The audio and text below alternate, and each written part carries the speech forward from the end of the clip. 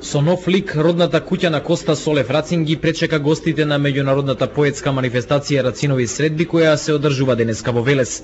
Посетителите на Рациновите средби попладнево ја видоа новата поставка, составена од неколку лични предмети, оригинални ракописи и облеката во која Рацин загинал на Лопушник. По 45 години родната куќа на Коста Солев Рацин повторно се реновира. Од неа се отстранети идеолошките символи за Рацин да биде представен пред се како поет. Круна на 44-тите Рацинови средби е доделувањето на Рациновото признание на писателот Коле Чашуле за неговата најнова книга Патот од себе си. Во емотивното обраќање Чашуле се потсети на годините поминати со Рацин, обраќајќи му се. Ако ме слуша Кочо, ќе му речам сосема спокојно. Кочо, тука сум. Останав на војувањето со тебе. И сега одам подалек од тебе.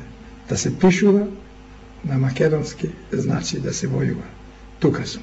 Почесното Рациново признание за афирмација на македонската литература и јазик надвор од Македонија годинава му припадна на српскиот писател Мирољуб Стојановиќ.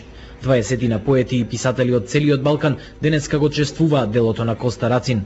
Со саем на книгата ќе бидат затворени годинешните Рацинови средби.